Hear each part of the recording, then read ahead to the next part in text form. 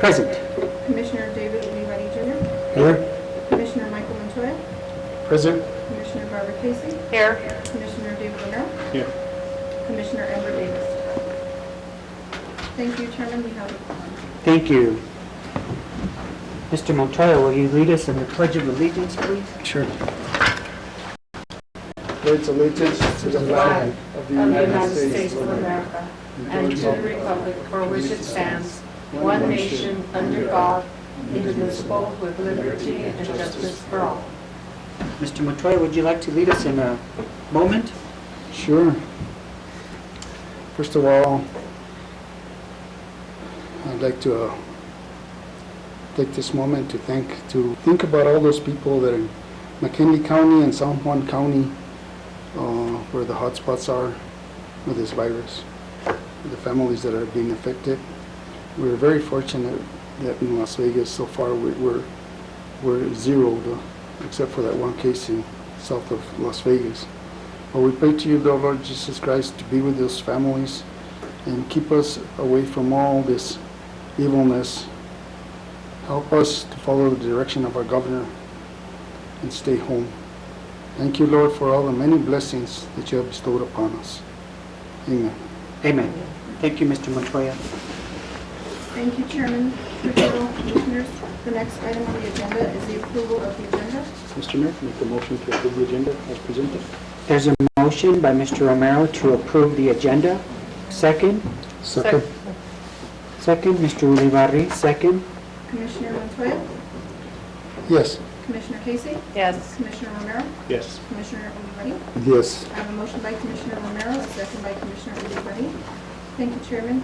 Motion carries. The next item on the agenda is the approval of the minutes from February the 19th. Mr. Mayor, 2020. Yes, Barb. I move approval of the minutes with corrections that have been made previously for the meeting of February 19th, 2020. Second. We have a motion and a second. Roll call, please. Commissioner Olivari, Yes. Commissioner Casey, Yes. Commissioner Romero, Yes. Commissioner Montoya. Commissioner Montoya, Approval of minutes. the approval of the minutes. You had a first and a second motion? Yeah. Okay. Abstain. Thank you. We have a motion by Commissioner Casey, a second by Commissioner Romero. Thank you, Chairman. Motion carries. Thank you. The next item on the agenda is public input. We do not have anybody signed up for public input at this time. The next item on the agenda is the presentation, the Housing Authority Finance Report by our financial specialist, Natasha Martinez. Welcome, Mrs. Martinez. Thank you for being here. Thank you. Chairman, Commissioners, I'm actually going to be reporting on 2 months since we did not have a meeting last month. It will be through February 29th, 2020. So for this month, we were at 65% with our revenues. So since we have new members, I will go over how the dwelling rent on here year to date is. So these are for dwelling rent, this is what we have billed. So these are the bills that we've sent out. So we have 357,572 as of February 29th. And for operating subsidy, this is also on the accrual basis. So the reason that we have our operating subsidy on the accrual basis was because we've had a few months that our funds were frozen, so they're giving us like 1 month at a time now for operating subsidy. So this is what's due to and what is being earned by the Housing Authority, not necessarily what is in our bank account. So this is on the accrual basis, and as of February 29th, 2020, we had 510,768. Housing other income, that's going to be late fees, unit repairs, any sort of interest income, anything like that that we bill out, that's what's on there as well. Our housing other income is also on the accrual basis. Our transfers, we have 2 transfers that come in. One transfer is from our capital grants. So 20% of each of our capital grants gets transferred to our general fund in a sense, but it's our housing low income fund in our case. Right now it's at 0. We also what happens is, as soon as they allow us to draw it down, I'll draw that down, and for the year, it's $109,000. We also have an additional $2,763 that will be put together in a bar sent to finance, asked for your guys' approval through that realm as well, because we did have our 2016 grant that needed to be fully expended by Sunday, which it was before the CARES Act came into place, and they allowed us to transfer what was left over of that grant just into our operations instead of moving it anywhere else. The reason this number is at a zero right now also is because we had $15,000, which was in a previous repayment agreement between the City of Las Vegas and the Housing Authority with Housing and Urban Development to be transferring funds of $15,000 a year from general fund to the Housing Authority. I know in the previous months we did have money in there. I am not too sure. I spoke to Dominic, who is the Deputy Finance Director, and what he had said that him and the previous interim finance director, or what the previous interim director had done, Ms. Tana Vega, is they did lump sum payments to the Housing Authority from operations, and I believe he said it was like $150,000 at one time and another amount at the other time. They weren't in the GL listed as transfers, so I'll have to sit down with him and somehow work out where they are budgeted and what we could do, because back in 2016 is when we recorded the expense and the revenue, so we can't re-record it into revenue. So the only way to do it is through a transfer, or a due to or due from, I believe. I could be wrong, and I'll get that clarification with them as well. So as soon as we could get a number, but for February and for March, that number is a zero.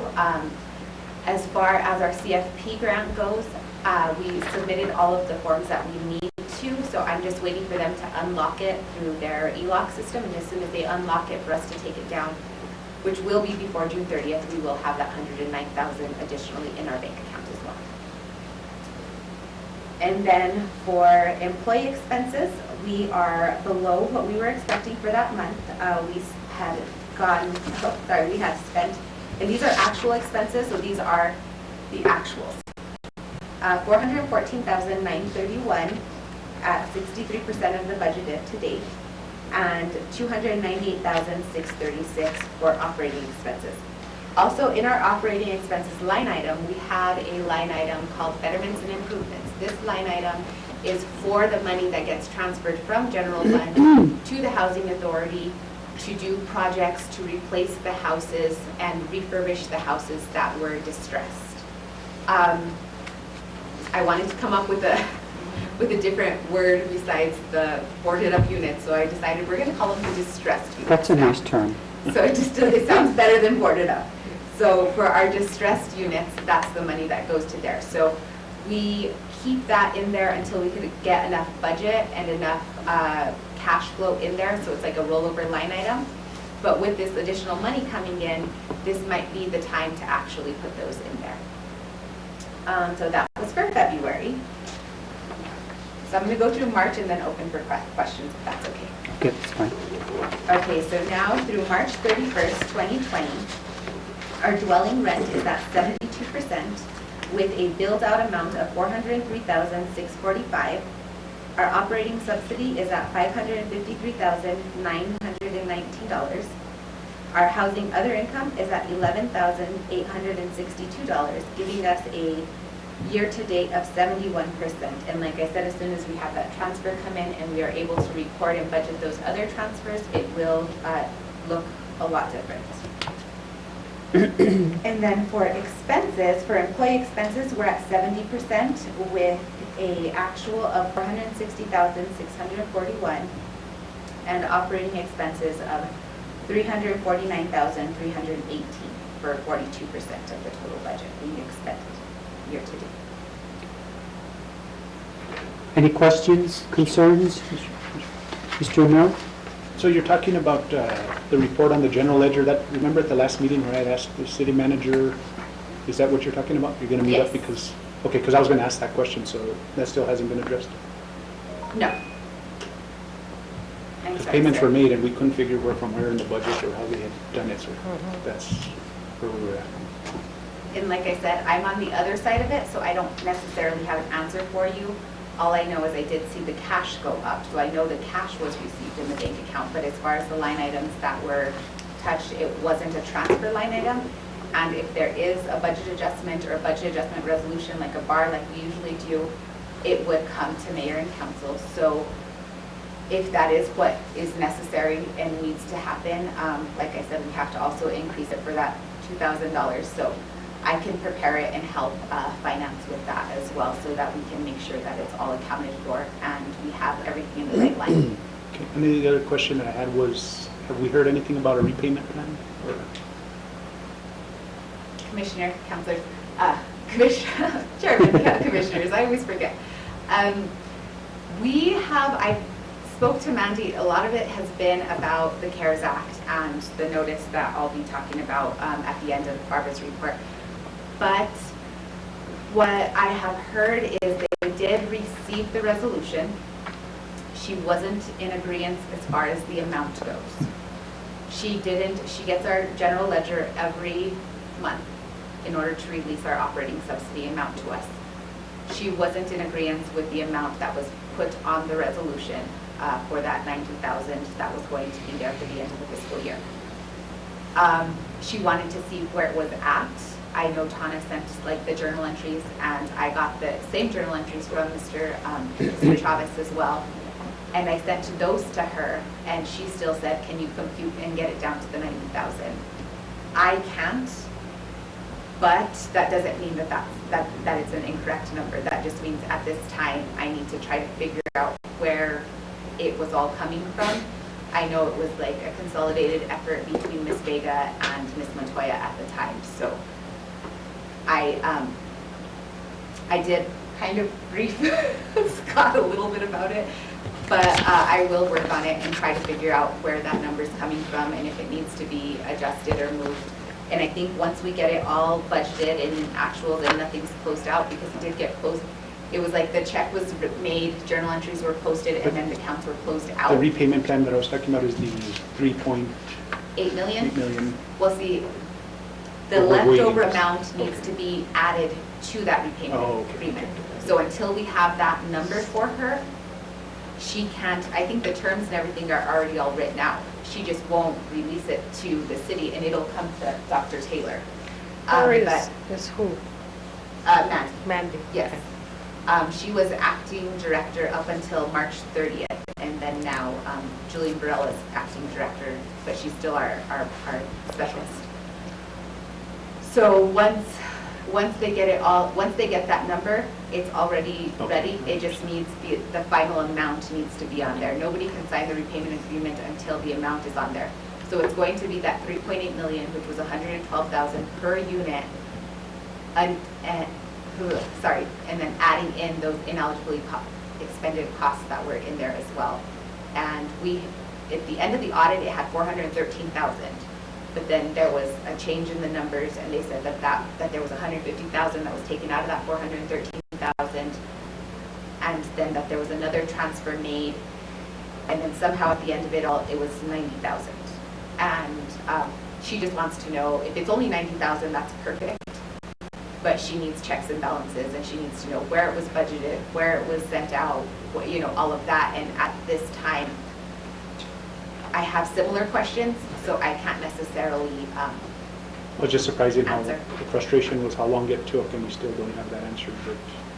But like I said, I've gone through our financials, I've gone through our GL. I had to submit our end of year for last year, and when I submitted our financial data schedule to Housing and Urban Development, the Real Estate and Assessment Center, when I sent that out last Tuesday, it had the 413,000 because that was the amount that was audited, so that's the amount that was on the audited financials, so that's the amount that they saw.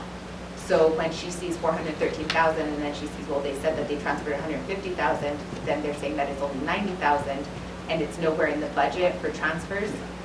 It's kind of like, where do you see it getting accounted for? So that was kind of like, you can't close out a receivable without it having that other leg of the entry. So, Mr. Mayor, if I can ask, so is Dr. Taylor and Scott going to be meeting with housing and in my opinion, there's been a disconnect between Albuquerque and, well, I'm not going to blame them, I'm going to blame the administration from before. Yeah. And I think that needs to really, Absolutely. Bill will tell you in a while that he's setting up meetings with all the departments already. So that'll happen real soon, and then you'll get to meet our finance person and catch her up to speed on all that stuff. I have a question for you. What constitutes other income? Other income is our late fees, our any sort of unit materials. What usually is a big part of it is when people move out, they leave the units pretty bad off. And so any sort of unit repairs that go there, any sort of, we call it fraud recovery, so it's a revenue line called fraud recovery as well. So those are people who have unreported income. So they have income that we catch through our income verification module that tells us, you know, Mr. Louis Trujillo was working at Charlie's Spick and Span this whole time and didn't tell you, and it's been 6 months. And so then we have to go back and calculate the income and then do back pay on that. That's also in there. Okay. Well, portions of it are in fraud recovery, and then also, you know, it's mostly just late fees, charges, NSF fees, and anything to the unit and anything that goes into fraud recovery all go into that line. Thank you. Any other questions? Yeah, I do have a question. I'm So- sorry. That's okay, go ahead. Oh, I'm sorry. So I guess back in 2016, Mayor and Council had an agreement for repayments, Correct. and apparently those weren't followed through for 3 years. And where do we stand on that now? Are we up to date now or no? So that's the amount that we were talking about. Yes. That's the 90,000, but then it was 413 at the end of it. But then last September, when they were looking at it, the payments hadn't been up to date. What they were allowing back then was the city also not just do, not just actual cash that they had to give the housing authority, but they were actually allowing in-kind services. So say we had a unit that needed a unit turnaround, but our guys were already working in 5 other units. They would allow us to use an employee that's paid out of general fund to come and assist us in that unit turnaround, and that employee's salary would be charged, part of, like, taken out of that amount. Cutting our weeds out on the Macario Gonzalez site, doing stuff like that, any sort of grounds improvements. You know, if there was, at one time there was a sidewalk project, and so they allowed us the sidewalks, not the curbs and gutters, but they did allow us the actual cost of the sidewalks for us to take that out of the amount that was due for that particular year. Also, the housing budget, when was the last time City Council approved that? So the housing budget is incorporated with the city's budget. So we do a separate presentation of the budget, so we do that every year around May. So next month, we should have a budget for you. The only reason that we had it approved prior to you guys approving the city's budget is because we need to have it signed, sealed, delivered to HUD by June 30th and board approved. It doesn't necessarily have to go to Department of Finance and Administration, but it does have to be board approved in order for us to submit it to them. So is 2017 been approved? 2017's budget? Yeah, for housing, and 18? 17 and 18, yes, all of those budgets have been approved. All the budgets were approved. We couldn't function without an approved budget, so we do have to get the approval from the board as well as the approval from the Department of Finance and Administration, just for our regular functions, because we're not a component unit, we're a department of the city. Okay. And as far as that other payment of 15,000, should be up to date? Yes, well, we're going to look into it, but as far as I know, I think we've exceeded that amount and we're ready to get into this new repayment agreement. And then once we can figure all of that out and make sure that all of our checks and balances are up to date, like I said, if I have to bring a bar to you guys myself, I can do that. One last question, Mr. Mayor. The person that's supposed to be here in behalf of the housing as a Yes. commissioner, where do we stand on that? Miss Davis, it's Ember Davis. She's one of our flat rent, well, I shouldn't say that, but she's one of our Tenants. our tenants who has she had put in her application, and there's no term in our ACOP for her. So as long as she's a tenant, she's also our resident commissioner. But we also have what's called a resident advisory board. So previously, there was a housing advisory commission, but now we have what's called a resident advisory board. So anything that I'm going to bring to you guys, such as action plan, annual plan, budgets, anything like that actually goes to our resident advisory board, and then it comes to you guys as well, so that they know what we're spending our money on. Yeah. And then she's the vote here, Yeah. sorry. And if I recall back in the days, we were the ones that started that, but was that mandatory by HUD or no? Or It it was is just something mandated. the city did? It's It was- mandated. okay, yeah, all right. Thank you, Mr. Mayor. Thank you. Anybody else? Oh, I'm sorry. Just going back to Councilor Romero's question, at the January meeting, when Ms. Vega did her finance report, and I was looking through my notes because I knew she had talked about this before, but she said that the HUD assessment report showed that we owed 3.808, okay, 3,808,000, and that she had already paid at that time the balance of whatever had been paid, which were very small amounts before this year, was 90,000, that they had paid 150,000 plus 21,000. And then they were going to make another payment in February, and that payment would bring it, the balance down to 90,000. So, I don't know, that's what I have in my notes, and I wrote what she said, but you might ask Mr. Chavez to review her report for January, just to make sure that it reconciles with what is actually on the books and what you have in your records, and maybe you can straighten it all out. Thank you. Yes, normally when you're looking at financials, it's like kind of like a map. So you start with the balance, and then you just take it here, and then it goes here, and then you should be able to come all the way back to the end. What Mandy is having a hard time, and I haven't been able to do it either, is mapping it back to that 90,000. And as soon as we can do it, then that will be the amount. And they can send cash, but we have rules that we have to kind of follow as far as, you know, if it's going to be going to this fund, or if it's going to, you can't count it twice in the same revenue line. You know, you already counted that revenue in 2016, you can't count it again. Right. So that's why it was a due from. So normally due froms come through transfers. So if it's a due from and it's a receivable, it's a long-term receivable, or it was at that time, then, you know, we just need to figure out where it went or how much it got paid down. And if that's how much it went, if it was the 321,000 that got taken out of the 413, then it would be, you know, the 90,000 that's left over. So if that's the case, then that would be good. Yeah. You know, I haven't seen it on general fund side, but I don't see those financials. I only see the financials on my end. So that's why it's a little bit more difficult Yeah. where I'm looking at it. Yeah. Okay. Thank you, Mr. Mayor. Thank you. Any other questions? We can move on to Tasha's report. Thank you, Chairman Trujillo. The next item is the Housing Director's monthly report. As you can see, there is a monthly report that is attached in part of the packet, and I wanted to, there are some missing numbers that I do have now, so in case anybody is for the applications on the first page of the City of Las Vegas Housing Authority monthly report for March. Applications on file is 83.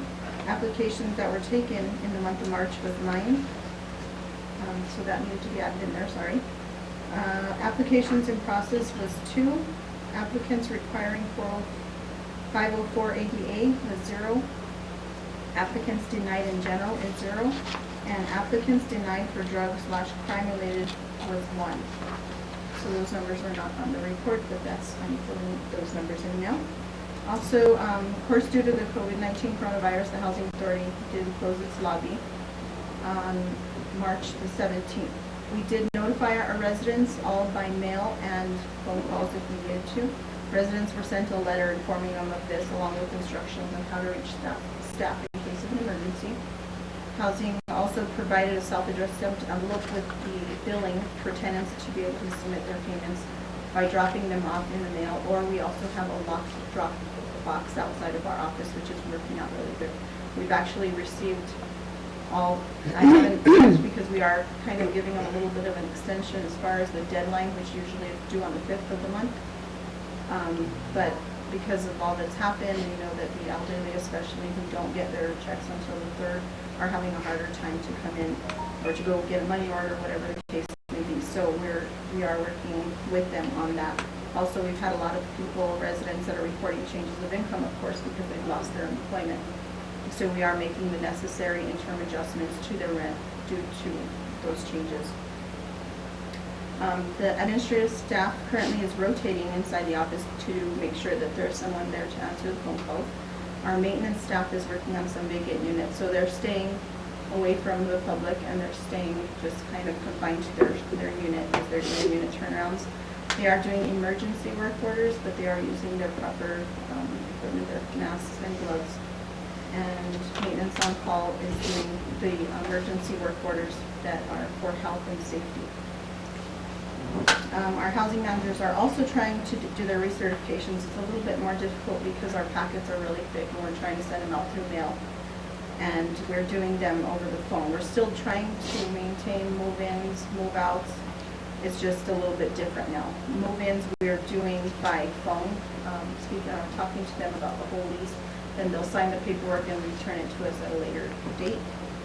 And housing is following the recommendations made by the City of Las Vegas City of Las Vegas Executive Office, as well as the Department of Housing and Urban Development. And that's what I'll have Natasha discuss a little bit, which is the CARES Act that is currently, we are getting guidance from HUD on that, and she does have some information that, some adjustments that are being made due to the coronavirus. Okay. I see the clock is almost ticking to 6, but you have a couple minutes. Okay. Chairman and Commissioners, what I will go over is just some broad points then for you. Okay. We could discuss more of this at a later date. It is notice PIH 20-05, so if any of you guys would like to research it or read it on your own, it's 63 pages, I believe, and it is 20-05. The parts that I was going to address, I'll just address 3 points. The first one is our annual plan is normally brought to the board usually at this meeting, actually. Our open meeting as well as our resident advisory meeting that were scheduled for March, one was March 20th, I think they were both on March 25th. Our offices were already closed and we just informed our tenants, we can't be gathered. So we weren't able to do that. They gave us an extension. They gave, nationwide, the extension is till October 31st. So we have till October 31st, hopefully, because we still have that requirement. We still have to have the resident advisory board meeting and we still have to have our open meeting. So I have to have an open meeting where it's open conversation, and at this time we really can't do it. May I suggest the use of this room, and you bring them in if they have to, just so that it's not a large number, minimize the number of people. Or is that a problem? That's part of the problem that Okay. they're coming up with, is we can't tell them only the first 5 can come in, you know what I mean? Because then, Right. they all have, normally sometimes I've had my public meetings or my RABs that are as small as 4 people that show up. Sometimes I have 20. So it just depends on how they're feeling, kind of, and a lot of times, our tenants are elderly and they are the most vulnerable right now. And they're also, if we could figure out something technologically for them to do, it would be nice, but a lot of them, all they have is landlines. They don't have Facebook, they don't have Notebook. nothing, it's all landlines. So, I thought of maybe a conference call, but then they don't get to see the documents, I had a tenant yesterday that called in and said, well, no, I want to see you person to person. I want you to come to my house today. I don't have the virus. Come to my house. And I was like, we can't, we can't. And but we did get an extension on that. So, but we will look at that if it comes down to it. I've also taken another look at our annual plan and our 5-year plan to see the needs that are coming up now with the COVID-19, everything that we're seeing that these tenants are needing. in order to address it and maybe add to it, so that, you know, our focus is more on getting more people into houses, more units, unit turnarounds, because, you know, if our guys are unable to finish all of the unit turnarounds, asbestos and testing on call, because we've had some issues with illegal substances being in the units and us having to abate them of the chemical compound before we can move anybody in. So, you know, we've had vacant units that are pretty much ready to be moved in, but we can't because of the substances that were used in there, and it's just a little bit of an issue that we're having. Additionally, our 2016 grant deadline was to be fully expended by Sunday, and expended and dispersed. That date did get extended, but we were able to get the resolution into HUD. So we do a separate budget line item transfer there, but we have to change it here because it's not an expenditure line. It got changed to a transfer, so we'll have to do a bar here for that $2,000. They are going to be additional monies available for stimulus packages, so we'll get into more detail about that. So questions? I tried to talk as fast as I possibly I'm could. sorry. Sorry. That's I'm fine. Thank you for all your work. You guys do a good job. I appreciate every one of you. Can I ask, this is really just something that turns me. Is there any way to put your reports on portrait instead of, The finance report? yeah. I'm sure I could. Yeah, It'd just be smaller, but I'm sure I could. okay, Yeah. if you can. It's Yeah. just hard to read them when you're, Going to say, oh, I'm sorry, I have them printed, so I'm reading them like this. yeah, no, it's fine, but thank you. Yeah, Anybody? I can see if I can do it that way, so Okay. it'll be an easier read for you. Thank you. Thank you, Chair. Can't you rotate it on your computer? I tried. I may not be doing it right. Okay, if you go to view Uh-huh. and then drop down and it says rotate, and it will tell you. Wow, Barbara. Does it still need to be in public? Yeah. Oh, I got it, yeah. Thank you. Oh, I appreciate that. I tried doing it earlier and I couldn't. yeah. Okay, Sometimes computers don't cooperate all I the know. time. thank you. Here. Appreciate it. Thank you, Chairman, Commissioners. The next item on the agenda is the Commissioner's report.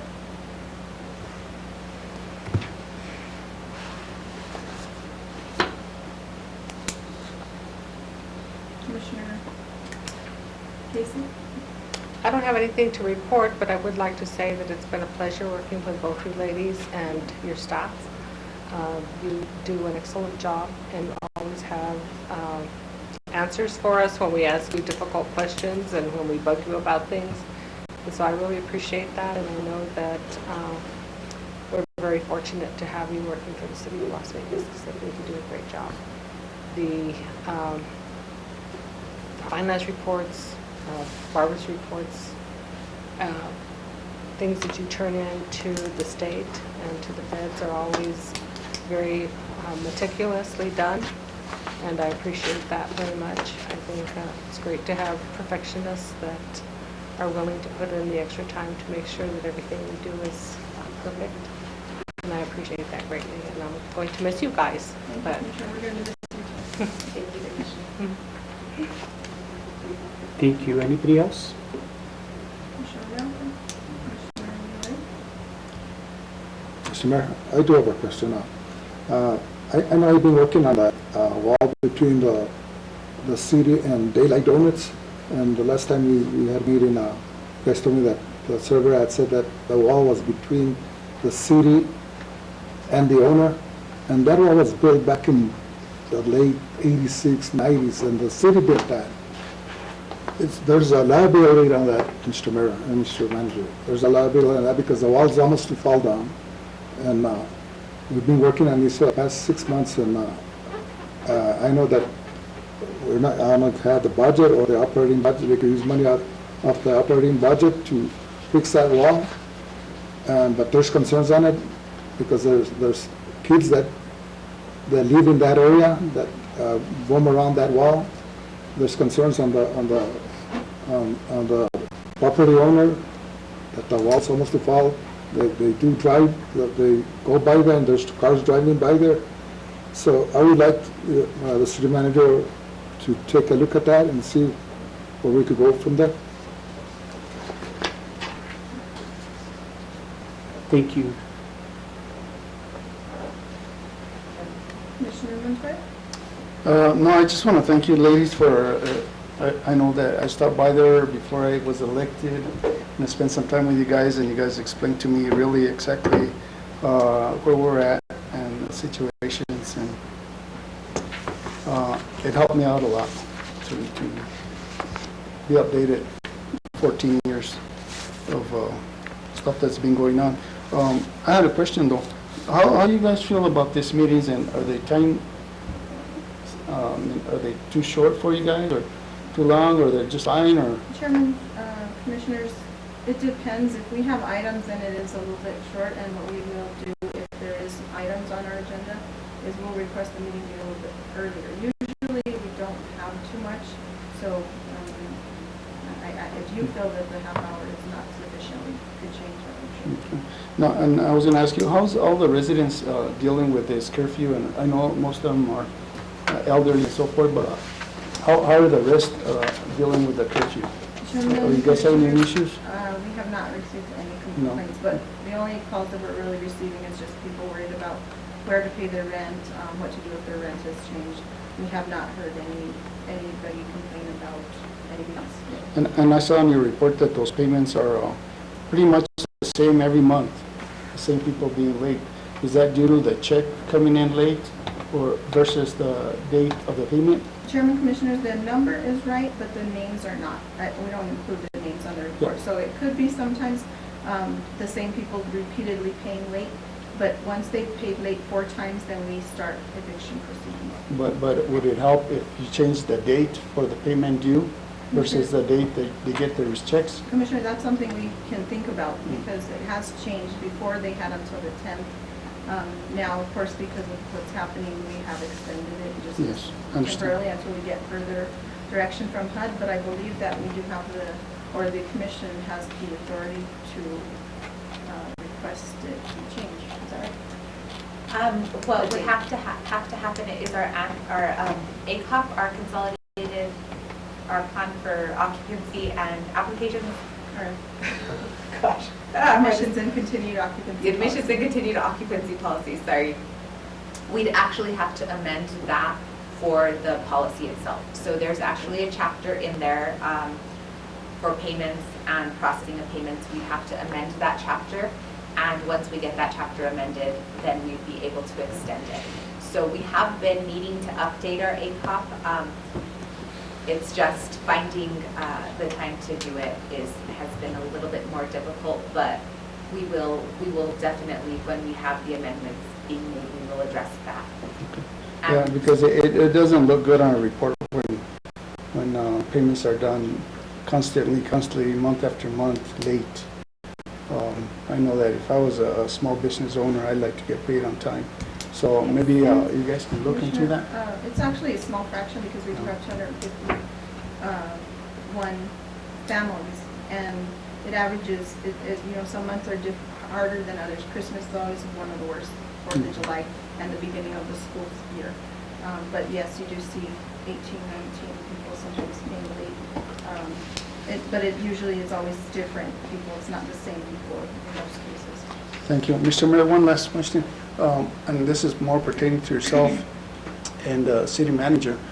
When are we going to be seeing this vacant position open up or being filled, or what do you vacant think? position? The housing?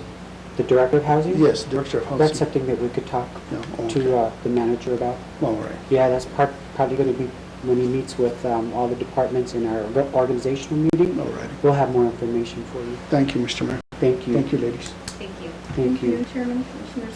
The next item on the agenda is executive session. Are there any items for executive session? No? Okay. Next item on the agenda is adjournment. Well, Mr. Mayor, I move we adjourn. we have a motion on the floor. Need a second, please? Second? Second? Roll call? Commissioner Romero? Yes. Commissioner Montoya? Yes? Commissioner Casey? Yes. Commissioner Udi, Yes. I have a motion by Commissioner Casey, a second by Commissioner Udi. Thank you, Chairman. Thank you. Thank you very much for your work. I appreciate it.